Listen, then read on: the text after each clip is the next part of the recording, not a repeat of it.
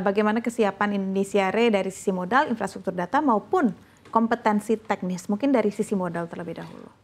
Iya, dari sisi modal tentu kita sudah siap gitu ya. Karena buat kita harus cermati bahwa kalau bicara mengenai modal ini kan bisa beberapa model.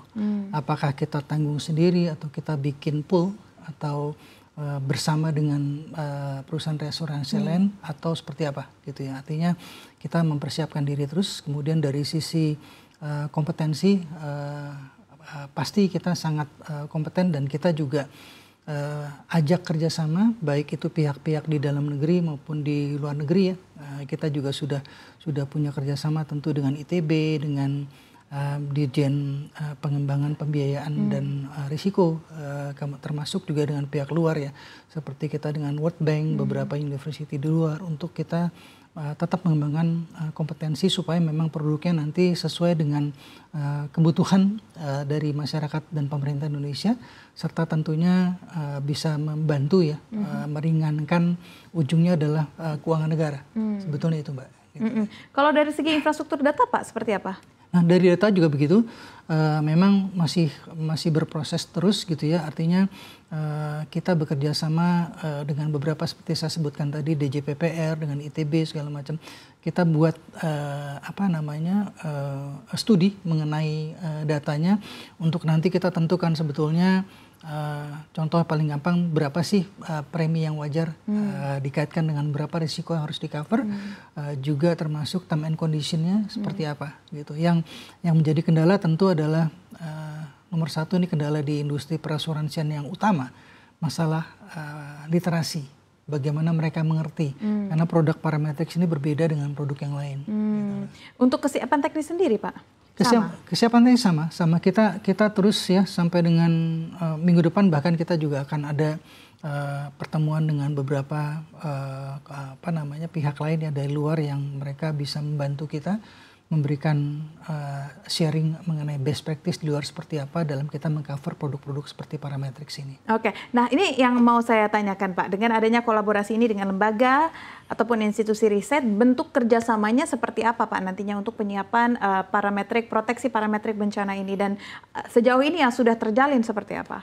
Ya, nomor satu tentu kita harus bedakan antara apakah nanti kalau bicara mengenai kompetensi ya, kita harus belajar kepada mereka yang memang sudah punya kompetensi pengalaman sebelumnya melakukan produk ini di luar gitu ya, karena ini merupakan produk baru di kita, barang baru. Kemudian kedua tentu misalnya dari bicara mengenai data, tadi kita bicara mengenai dengan ITB, dengan DJPPR segala macam.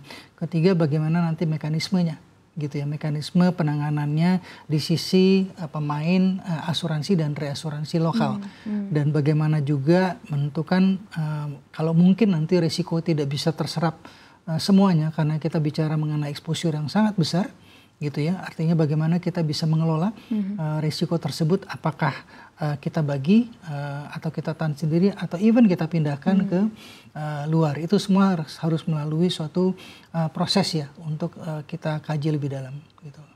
Ini apakah betul-betul bisa berjalan di 1 Januari 2026 atau sebenarnya masih perlu persiapan Pak? Kalau dari sisi kita sebetulnya kita sudah siap gitu ya, cuma memang yang jadi concern buat kita adalah masalah prioritisasi gitu ya. Kalau dibilangkan tadi kan ingin dicanangkan atau dijalankan di 2026. Nomor satu perangkat peraturannya itu kan harus disiapkan dulu. Dari diskusi kita dengan pemerintah akan ada satu keputusan Menteri Keuangan dan ada empat KMK dan satu peraturan Menteri Keuangan yang memayungi keempat KMK tersebut ya. Rasa ini masih berjalan terus ya. Terus kemudian mengenai proses implementasi ini nanti harus kita masih tunggu ya, karena ini ujungnya kan nanti ke masalah budget.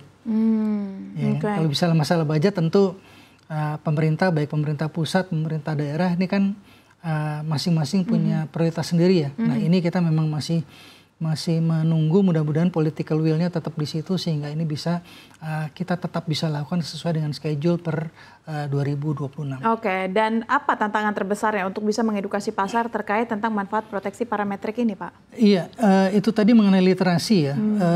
Kita harus bedakan antara produk parametrik ini dengan produk asuransi yang lain ya. Kalau asuransi lain mungkin konsepnya adalah lebih kepada indemnity. Indemnity itu artinya perusahaan asuransi atau reasuransi akan membayarkan sejumlah uang gitu sesuai dengan kerugian yang dialami oleh si tertanggung gitu ya. Nah di parametrics ini bukan indemnity yang berlaku karena parametrics ini nanti kita pakai model seperti standar lah gitu ya. Contohnya kita bicara mungkin di tahap awal adalah mengenai asuransi gempa bumi. Kita akan pakai standar misalnya gempa bumi akan menyentuh katakan 8 skala Richter misalnya. Ya, maka kalau ada daerah yang kena 8 skala Richter ya, nanti dia akan mendapatkan uang pertanggungan sekian. Terlepas dari sebetulnya berapa kerugian yang dialami. Jadi memang bukan dari besar kerugian, tapi berdasarkan dari besaran misalnya skala Richter gempa yang terjadi.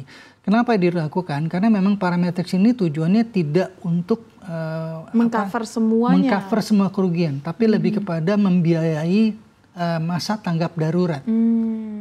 Kenapa ini jadi penting? Karena itu menjadi critical period kan gitu ya. Tanggap darurat ini ya itu sangat-sangat penting ya sebelum kita masuk ke dalam fase berikutnya untuk mengganti semua kerugian.